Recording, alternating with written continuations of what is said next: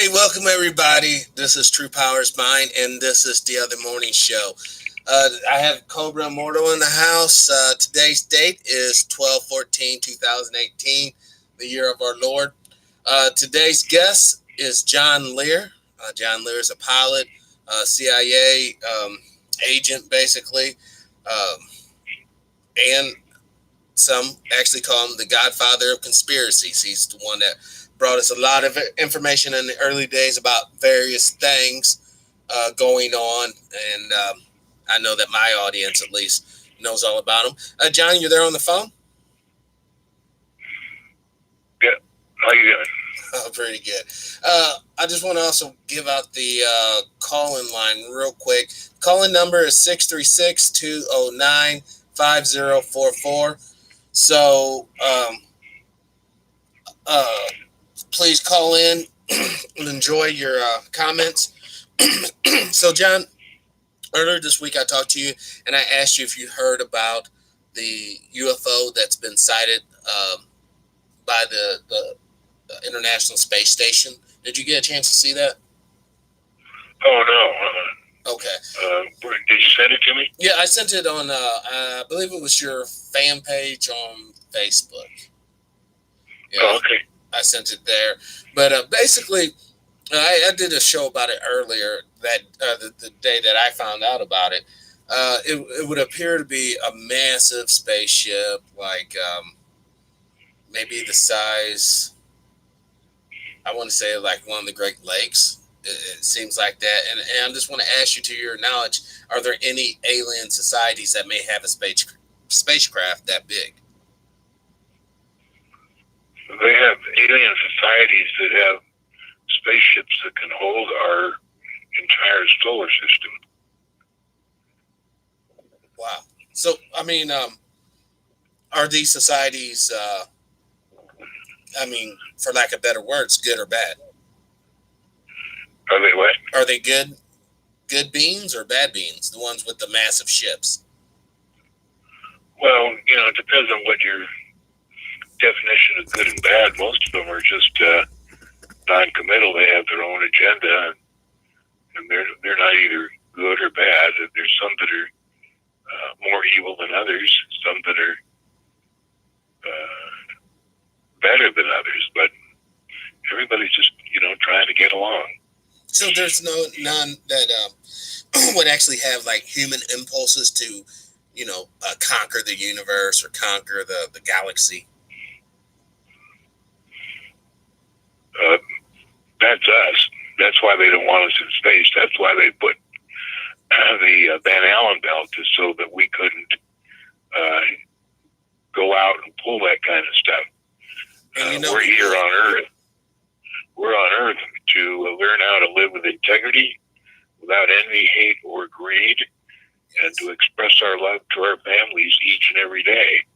And we've got that Van Allen belt that extends from 500 miles out to 25,000 miles out of deadly radiation.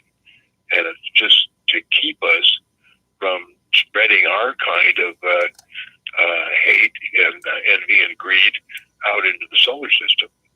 And that's why it's there.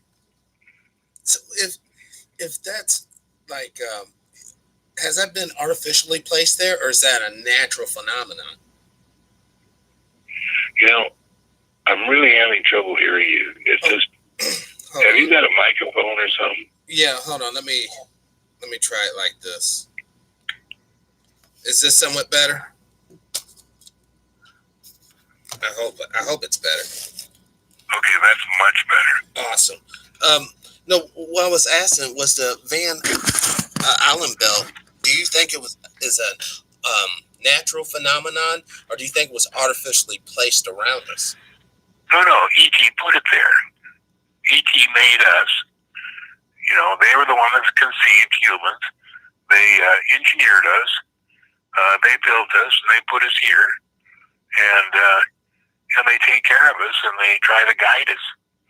And basically what we're here for, all of us on Earth have lived hundreds of lives before. And once you're born, the process of the whole point of being alive is to educate your soul. And so all these different lifetimes you go through is a process of educating your soul.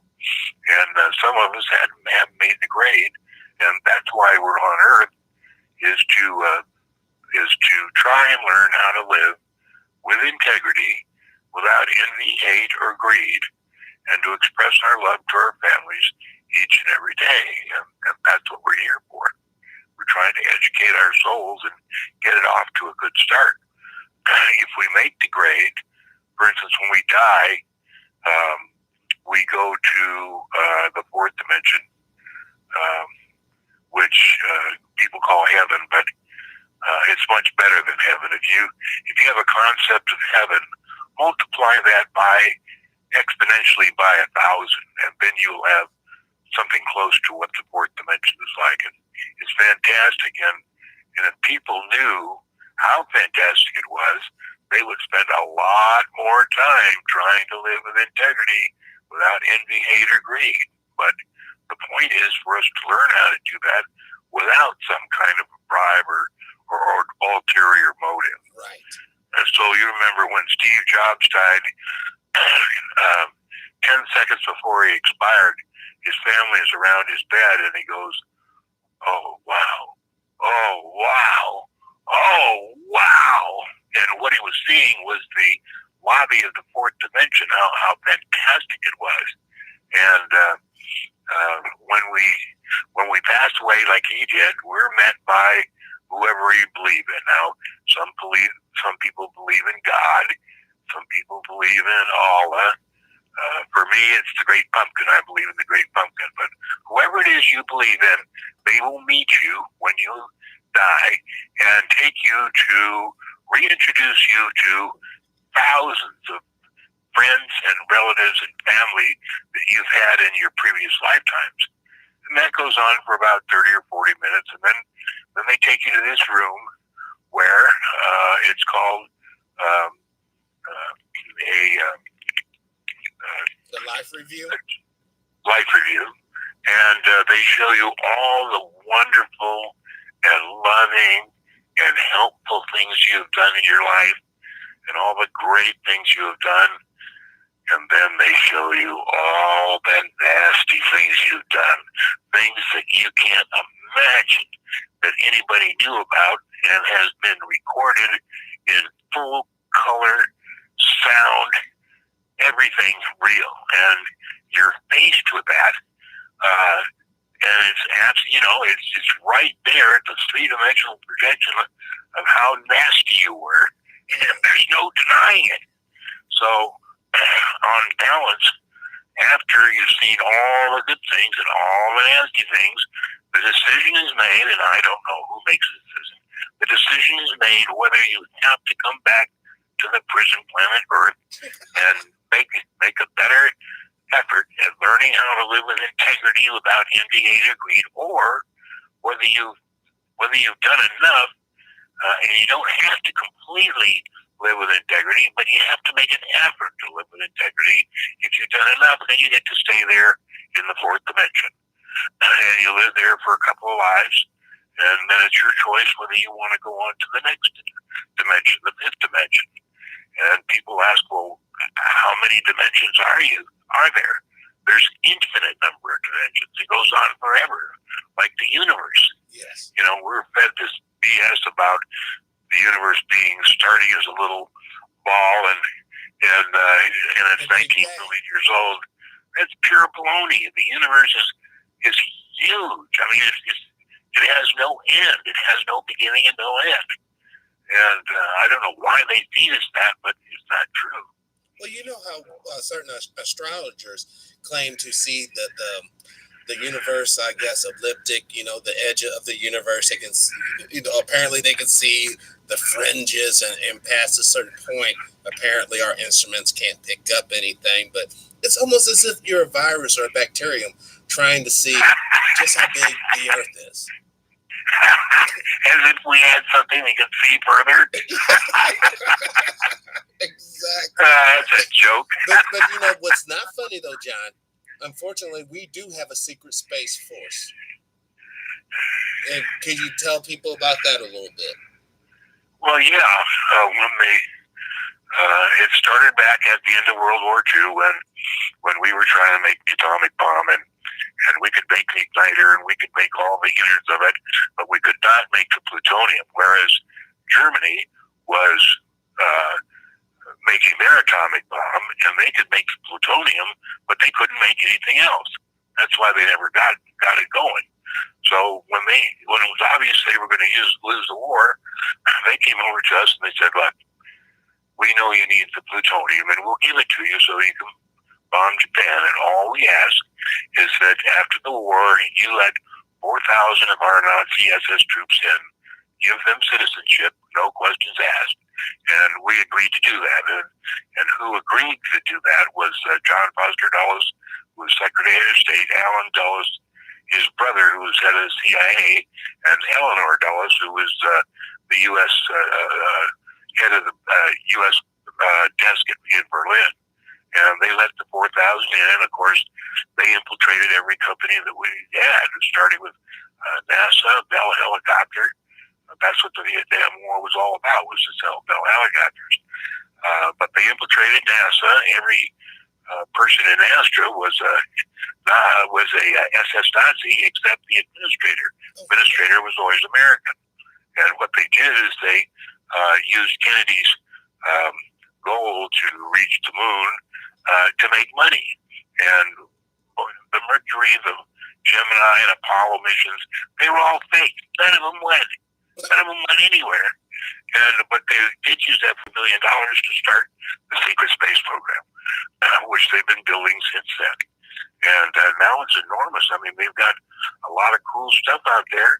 And the shuttle, when it was going, what we couldn't figure out, and I say we, me and Ron Schmidt, who's Zorgon, why it took 2.5 days for the shuttle to get to the International Space Station when it only took the Russians 37 minutes. And then, when it came back, why it took 2.5 days to get back when it only took the Russians 42 minutes to get back. So one day we noticed that when the shuttle first arrived at the International Space Station, the cargo door was open, and when it opened, it was only about a third full. And so we figured, well, where did all the rest of the stuff go? And then we finally figured out what they were doing is filling up the space shuttle and delivering parts, supplies, food, all kinds of stuff on the way up. And they were stopping at all the different space stations that we had, delivering certain supplies. Then, when they get to the International Space Station and they were practically empty, the Russians would always launch a Vostok the same day as we launched the shuttle. And the Vostok was going to the International Space Station with all the rest of the supplies. And when the shuttle got there and opened up, they took all the stuff out of the Vostok, put it in the shuttle, and then when it left the International Space Station 10 days later, it took 2.5 days to get back because they were stopping at all the different space stations we had and projects we had with parts and supplies and food. And the way we determined that is somehow Ron Schmidt got a hold of the manifest, and it had far more food and vegetables and supplies, fruits and stuff than would be required for the very few people that are on the space station, and that's how we figured it out. But anyway, they've got the at least 14 or 15 direct energy weapon orbiting, and that's the one that first took down the Lear building in Oklahoma City. That was when they fired it at half power. Then when they 9/11 came along, they fired it at full power, and that's what destroyed building 1, 2, and 7. And that's why there was nothing left of those buildings, because it's molecular dissociation of matter, which the direct energy provides. What they didn't realize is when they let off the trigger, it did the effect did not stop, and it kept going. So that 3 or 4 months after 9/11, when they started to put up new buildings, like the first one they were going to rebuild was Deutsche Bank. They put up the steel and the steel and concrete, and immediately started disintegrating.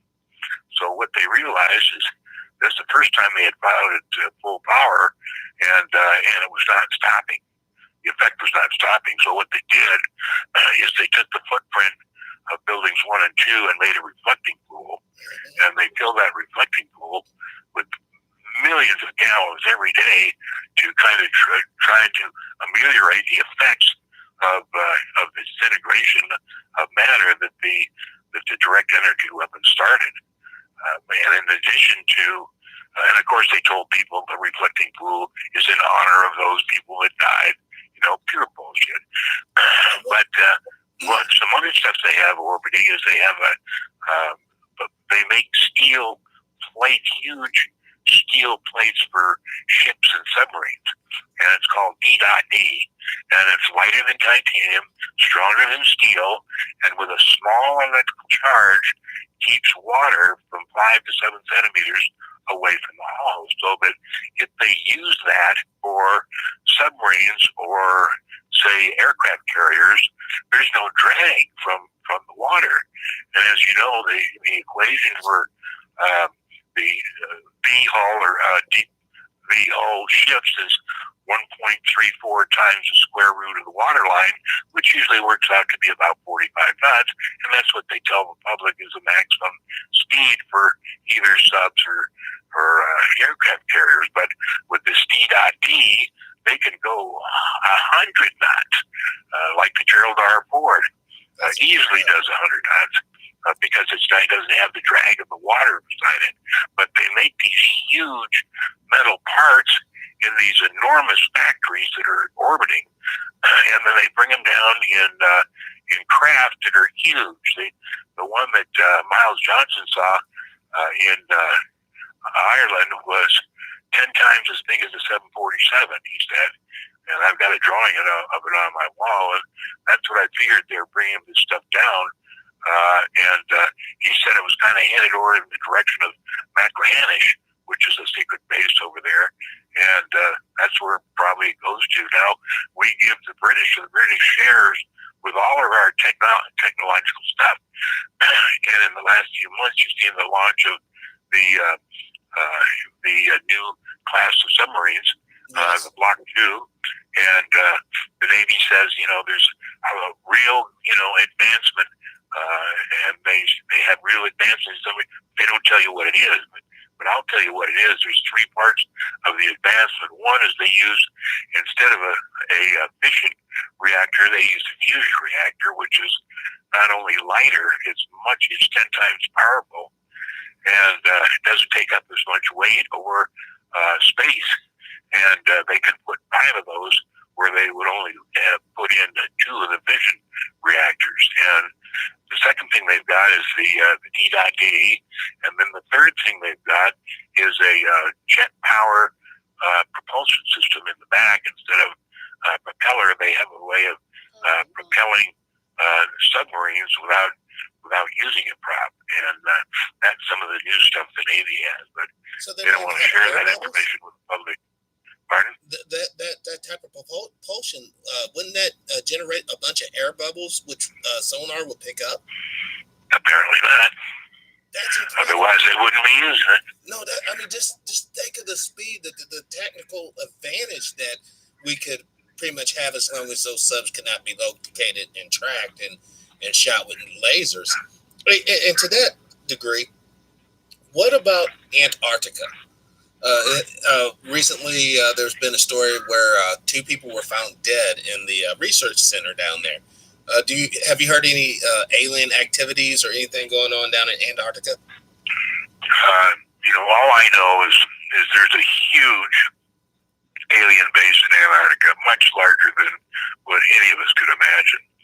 And they don't want us there, and I don't know whether our government has any alliance with them or not, but it's pretty specific to anybody flying around there that there are certain areas they don't fly over because they don't want us looking down in there. And it's a very very, very secret operation, and I haven't been able to find anything out of it about it. And I don't try very hard because apparently they're very serious about keeping it a secret.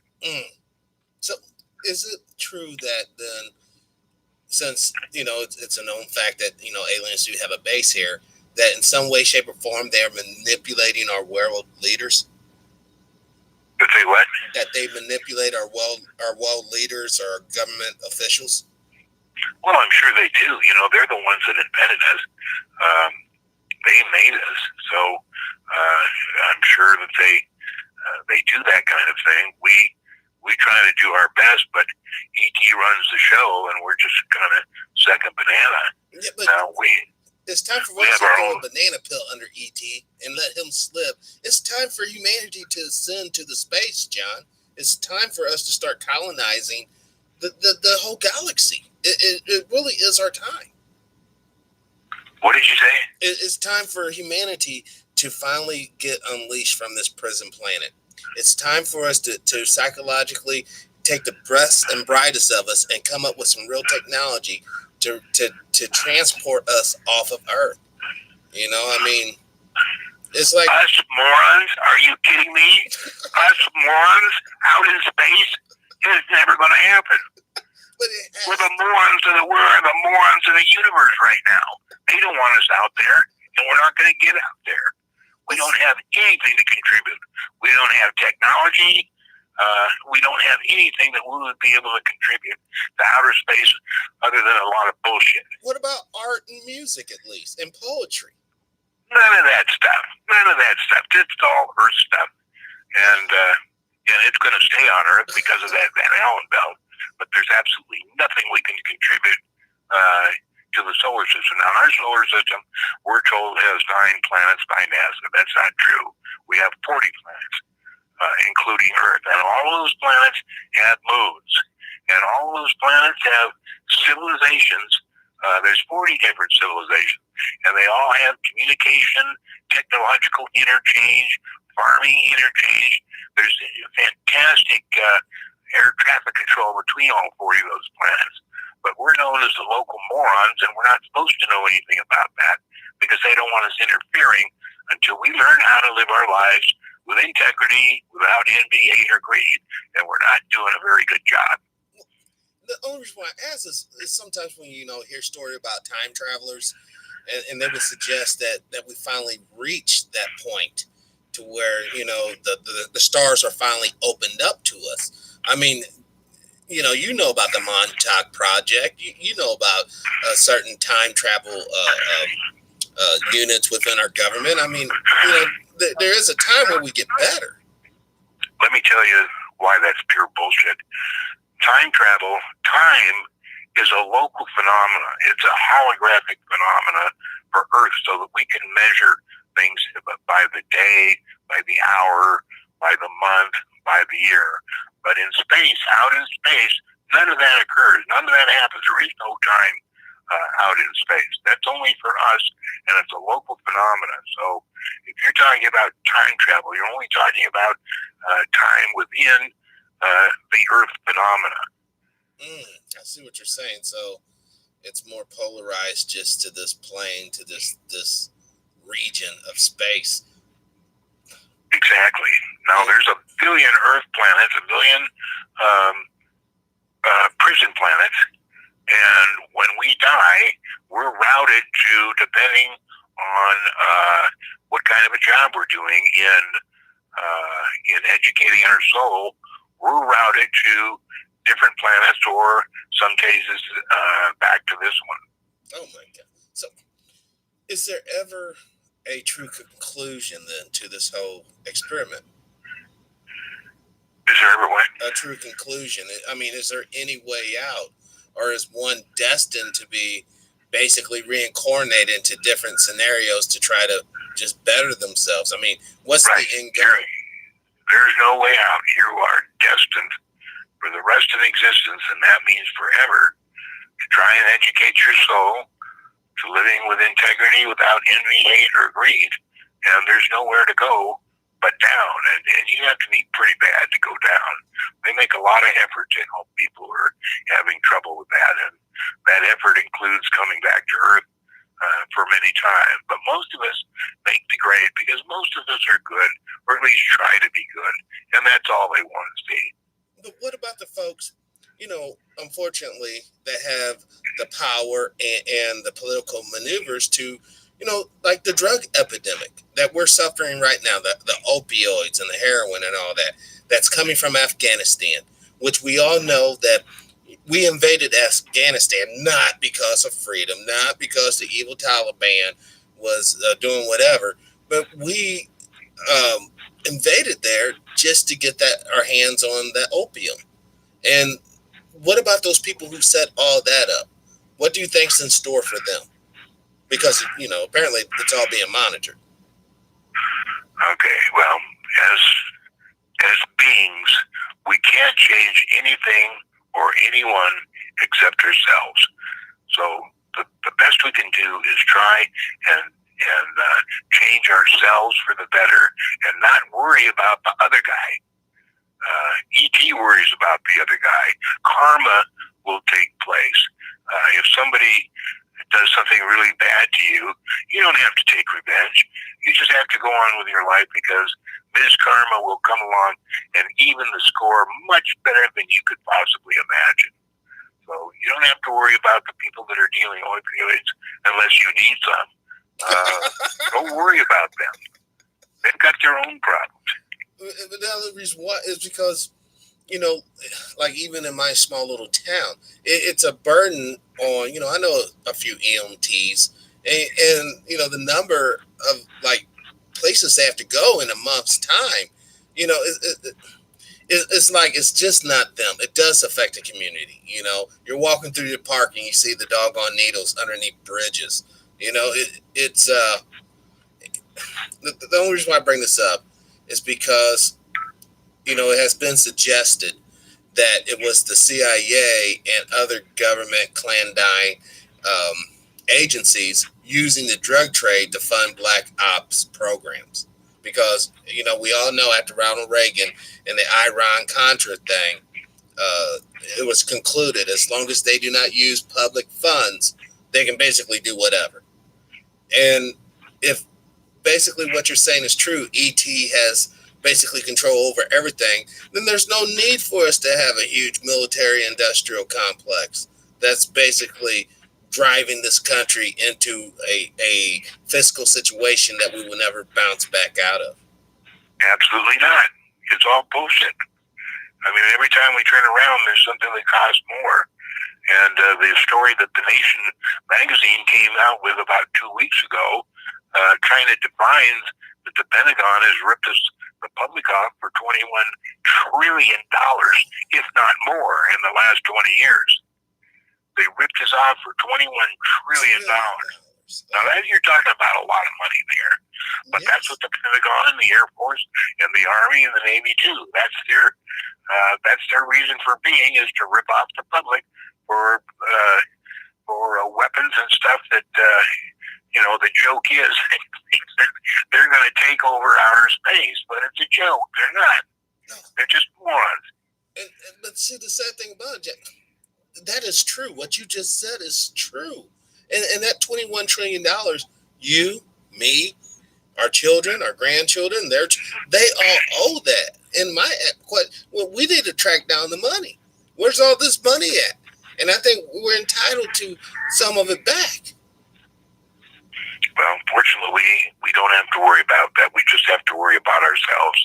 If we're going to worry about stuff, there's plenty of stuff out there, but we are not going to be able to change one single thing. All we can change is ourselves. Right. But what about if we use the Constitution as a means to change it? We do have rules and laws that I assume that, us humans, design for our own, social well-being. Why don't we utilize that? I mean, yes, you're right. I cannot change a bad person to a good person, nor can I change a good person to a bad person. But I think if we could come together collectively and say, look, this is the type of society I think we want. This is the type of society I think we need. And let's let the laws be based upon that instead of laws being based upon profit, greed, and basically oppression. Well, apparently you're not hearing what I'm saying. You can't do anything about that. You have 500 crooks in Congress, several hundred in the Senate. They're not going to change anything. They're not going to help with the Constitution. So there's no way that you're going to get your friends at the Sunday afternoon church social to do anything for that. Don't worry about it. That's not your business to worry about it. Your only business is to worry about yourself. That's just so simple, John. That's just, I mean, it's just too simple. It seems like there has to be more. But what you say, though, is so true, because when you really think about it, the end game to those concepts that you're saying is peace, internal peace. Yeah. And you only get that through wisdom and through understanding your experiences that you have experienced, you know. And I guess that's what it, you know, that's why it's important for us to have these conversations, you know, for us to go on the record and say, yes, there are things happening out there in outer space, okay? And also there's things happening underneath our feet, underneath, you know, the ground and in Antarctica. But at the end of the day, you know, I had to concur with you, John.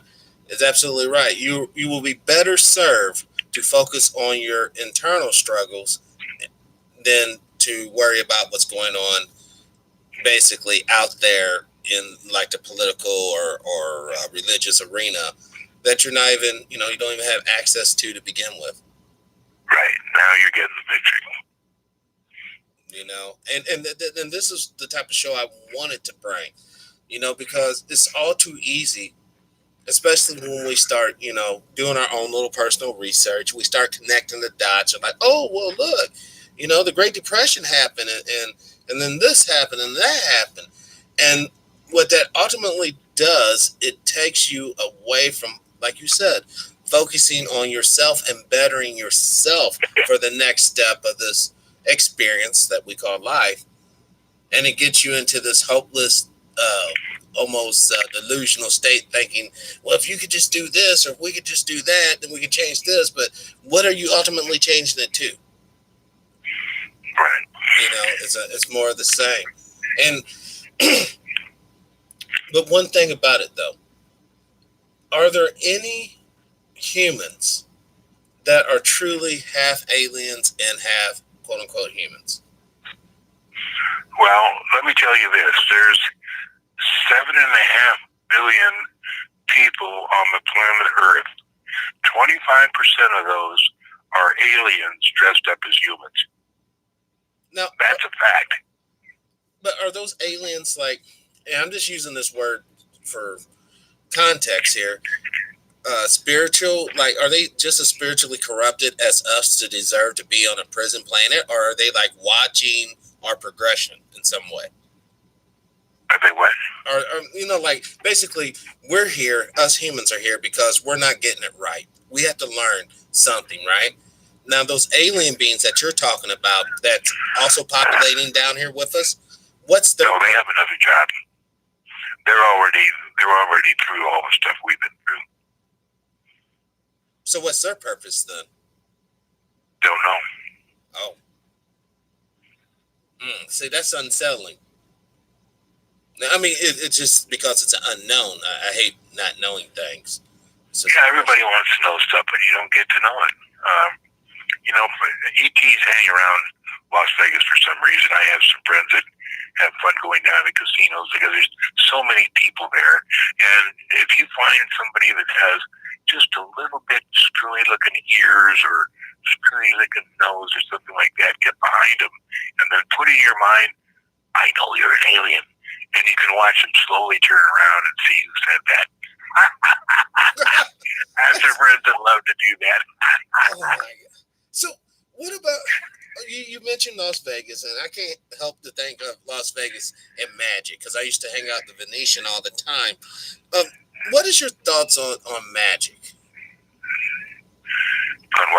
like, is magic real? Like, are magicians, sorcerers, conjurers of things? Is that real, or is it just a total illusion?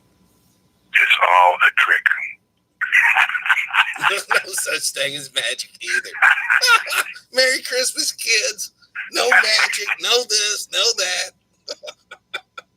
You know, I just published a story in Facebook.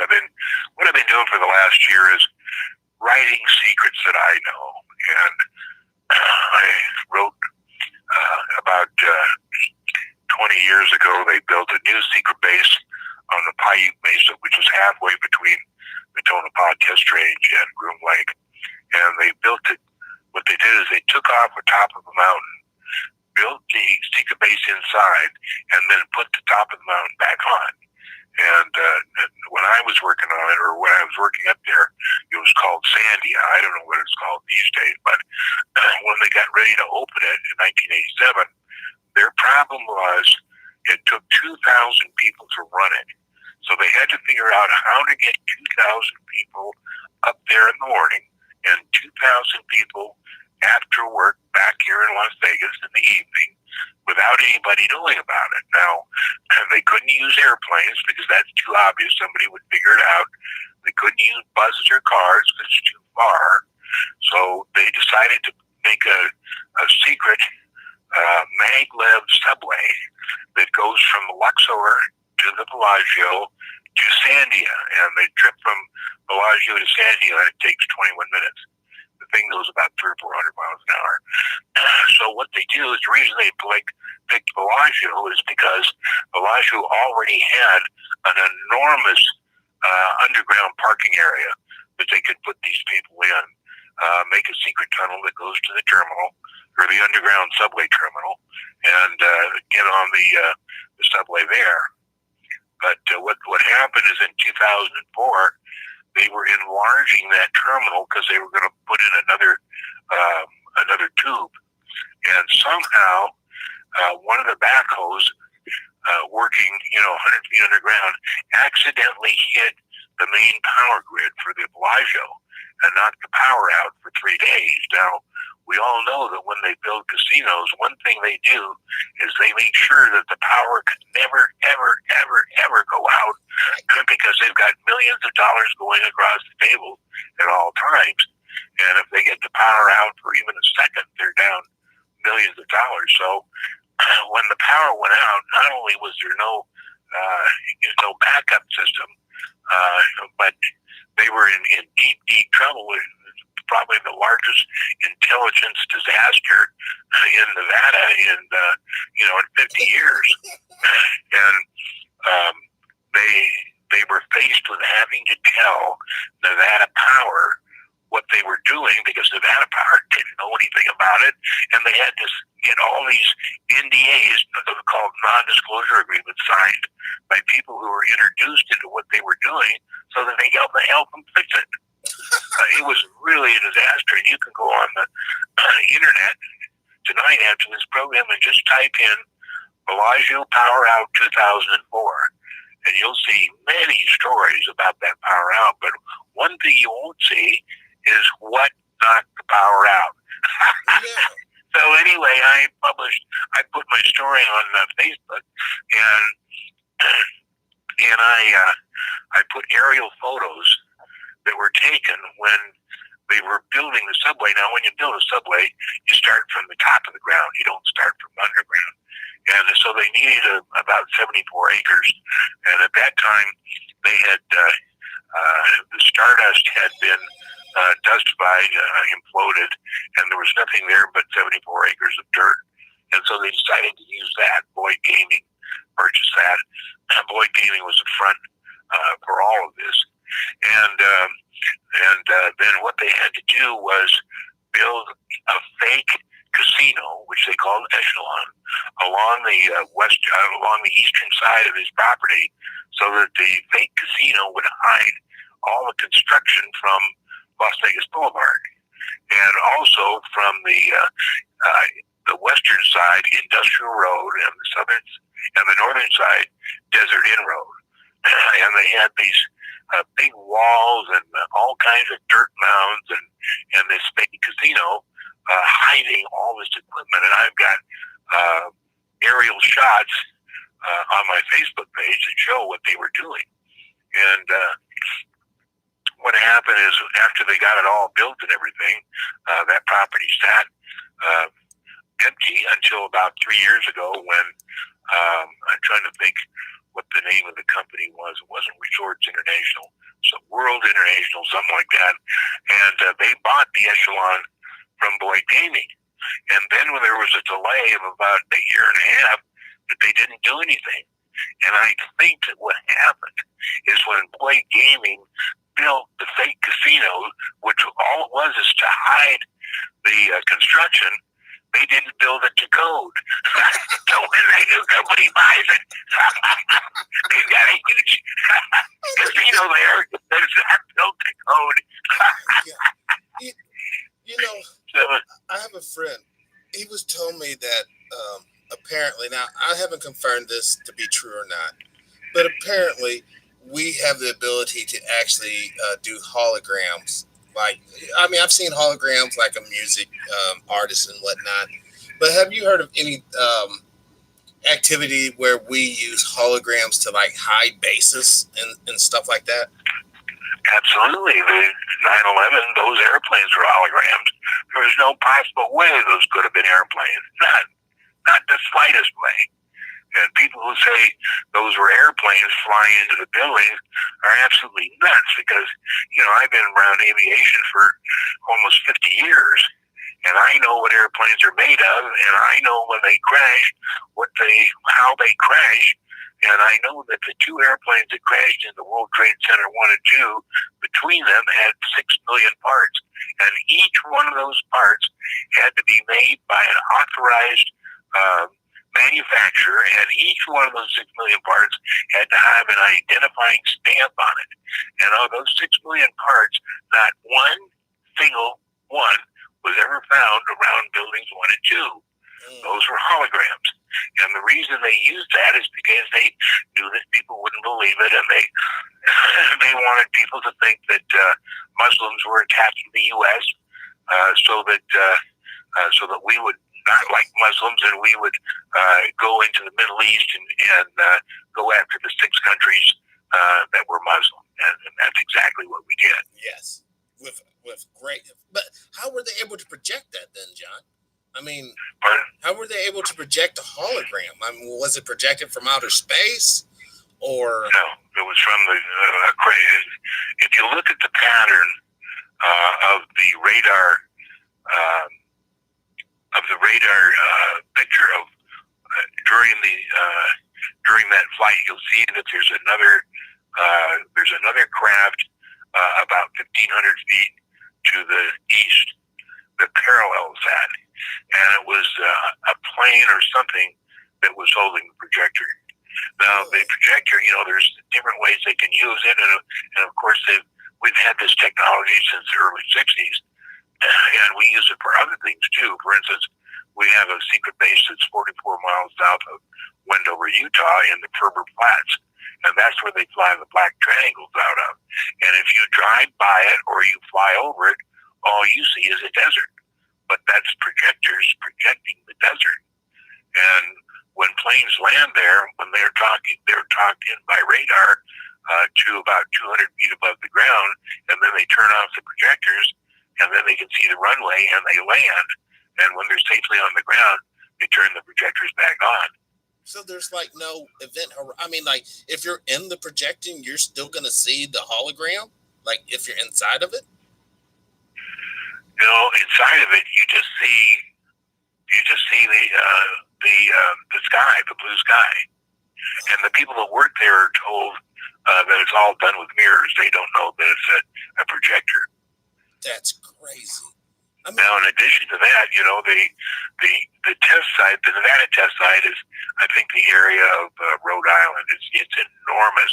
Not only includes Groom Lake, but all the Nevada test site where they did all the atomic testing, and the telepod test range, and the new base Sandia. There's so much there. But not only that, every single square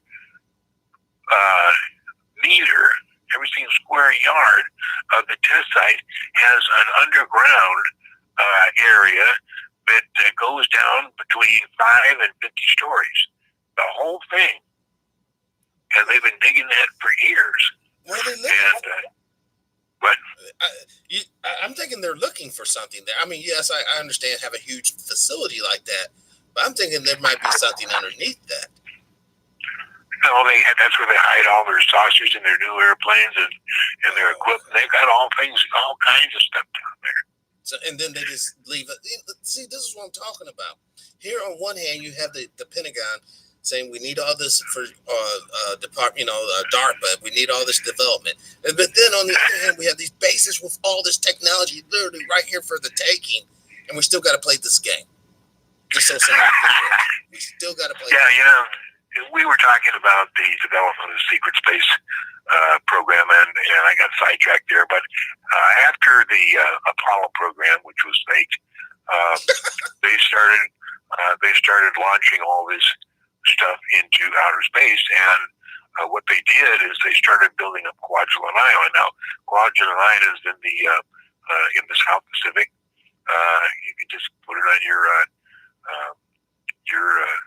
Google Earth ground finder there, and you can see where it is. But the public is told that we have to beg the Russians for a ride to the ISS because we don't have the shuttle going anymore, and we don't have any rockets. When they launched 3 rockets a week out of Kwajalein up to not only the International Space Station, but all the other things we got going up there. There's so much going on in Kwajalein, that there's between 1,000 and 1,500 astronauts current and qualified, most of them in space at this time. And it's so huge that it's unbelievable. And when President Trump started saying he was going to start a program, a space program, I'm wondering, does he really know what's going on? Right. And I've been told that he does, but I'm not sure why he would start that space program because there's already one going on. Exactly. And it's been going on for 40, 50 years. No, but when you mentioned those high orbital space weapons, and I want to tell you, I saw a picture from the California fires. It was really weird. The woods were like all brown and stuff, but not on fire. But all the cars were on fire. Now, my question is, does other countries have that technology, and could this be like a kind of attack play by another country? Because I don't want to think it's our own country doing it. It's our own country doing it. Oh. They're using all that stuff for Agenda 21, which is the United Nations agenda. You can read up on that if you want it on your computer. Just put in Agenda 21. I don't want to go into the whole thing, but they need that area. And if they burn it, they can get the insurance companies to say that it's so burnt that it's not useful for housing anymore. So you'll have to go sign someplace else to build your house. When in fact, they're going to use it for Agenda 21. And the same thing for Southern California and Northern California fires. They were all started from direct energy weapons from space. Wow. And that's us that's doing that. And when I say us, I told you about the 4,000 Nazis coming in after World War II and infiltrating the whole thing. And that's who runs the country. So and people just won't believe it. Now, another story I wrote, I'll tell you quickly about, when Lockheed was building the SR-71 and the U-2 and all those airplanes, it was run by a guy named Kelly Johnson, a really interesting guy, very knowledgeable engineer, and he was responsible for a lot of the cool projects that Lockheed did. But his understudy was Ben Rich. And when Kelly retired in 1975, Ben Rich took over the Skunk Works. And he ran the Skunk Works for many years. When he took over, we were in the process of deciding and building the F-117A. And what he did was he started a project called the F-19, which was a superior stealth plane. It was a bat wing, used the same engine, same gear, but it went down an assembly line the same as the F-117A, but there was a giant metal curtain in between it so that nobody was supposed to know about the airplane on the other side, and they wouldn't let any of the workers transfer from these programs. And what they did is they built 64 of the F-19s, most of which went to Israel. It turns out that Ben Rich was the highest-ranking Mossad spy west of the Mississippi. And he had access not only to the entire skunk works which he ran, but all the other secrets that he had access to. So if you don't think somebody else is running this country, you're badly mistaken. Now, I want to tell you something that really did my heart good. I went down to Gerald Greenemeyer's celebration of life, and Daryl was the fifth guy to fly the Blackbird for Lockheed, a tremendous pilot. He won the Reno air races 5 years in a row, and he and I did a lot of flying together, and he had a lot of fun over his life. And anyway, he passed away due to cancer in October 1st, and his wife and sisters put on a real nice celebration of life, and my wife Marilee drove me down there, and they had a real nice display at the golf club, one of the golf clubs down there, and I was sitting at a banquet table right near the doorway with Marilee, my wife, and minding our own business, and in comes a friend of mine who was the chief aerodynamics analysis for the Skunk Works for 40 years. And he comes over, he looks at me, shakes my hand, he says, "John, there are a few of us that appreciate your telling the secrets." And what he was saying was, you know, their clearances are so strict, even when they retire, they can't say what I'm telling you right now. Right. But it was really neat, and it made me high without drugs for about a week when he said that, and it was pretty neat. Well, because John, the things that you talk about, the things that you share, the things you can share with us, because you've done so much. A lot of people, it completes a lot of puzzles. A lot of people, they see things when they're on camping trips or when they're outside in their backyard. They don't really understand what's it all about. Let's face it, back in the 50s, all alien movies were always about the aliens coming to get us. They're always bad. They're always trying to attack us and zap us. And for the most part, really, they're not even really concerned with us. We got our own, dare I say, cross to bear, our own personal struggles that we have to overcome instead of some galactical entity. Yeah. So, that was all part of the plan, is to keep the public scared. There was no such thing as a Cold War. That was an alliance between Russia and the U.S. to get people distracted from UFOs, worrying about attacking each other, which we had no plan to do. The whole Strategic Air Command was all bullshit. It was, there was no Cold War. But anyway, let me tell you one more story, because it's coming up on the hour, and I got to get going. One more story that I put in Facebook, which I've been working on for about 30 years.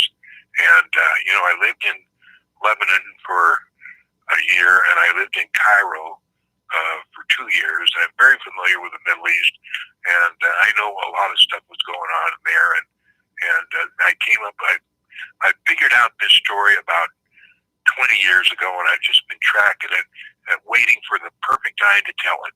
And I told it about 3 weeks ago on Facebook, but I told it as it was a movie, that it wasn't really real. And the movie, and the story is that Israel, it doesn't have any oil or water. And so their biggest problem is water, because their population is over 8 billion, or 8 billion now, or 8 million. And they have to not only have water for their populace, but for the Palestinians too, and they don't want to send water over there.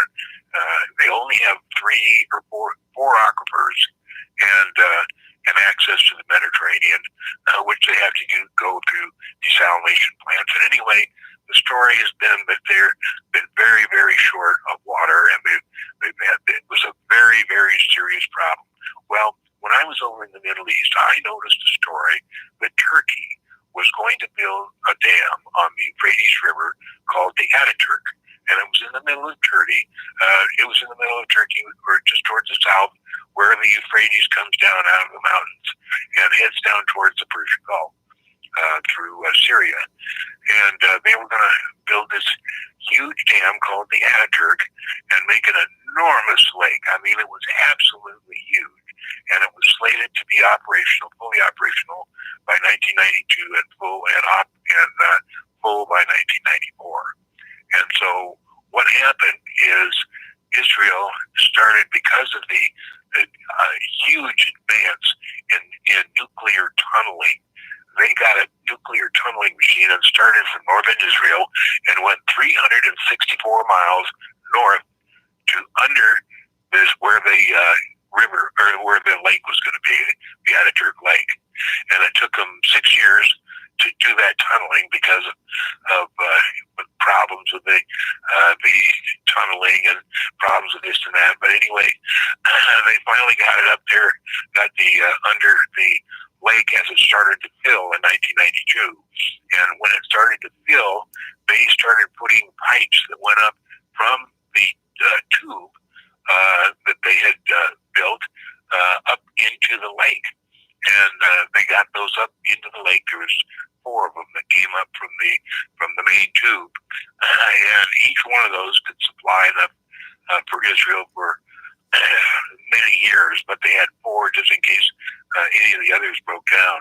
And when in 1992, when it got half full, they started using a little bit of it, and then when it got all full in 1994, they had most of Israel's water supply stolen from Ataturk Lake there in Turkey. No way. And the Turks never. I mean, obviously they know about it today. I mean, isn't that kind of like an act of war?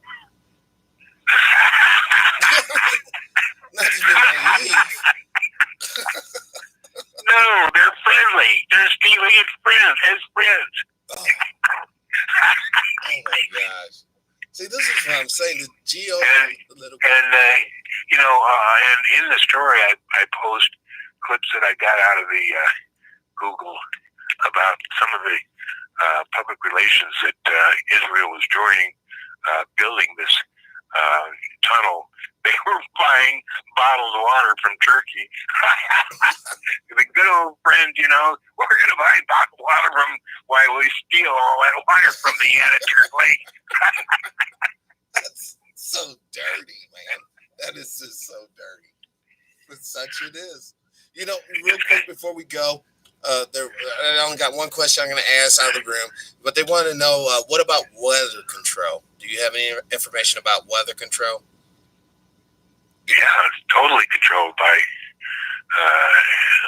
satellites and by everything else. All that stuff up in Alaska, the HARP stuff.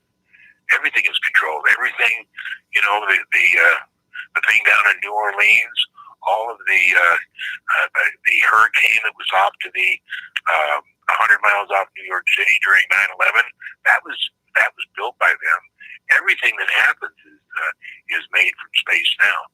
But is that our technology or the UFO's technology or ET's technology? I mean, do we even have technology that we developed? That's not very much technology. I mean, that's nothing that we couldn't have invented ourselves. We might have got some from ET, but all that stuff we could have come up with ourselves. Okay. Well, that's cool. Well, we are at our hour.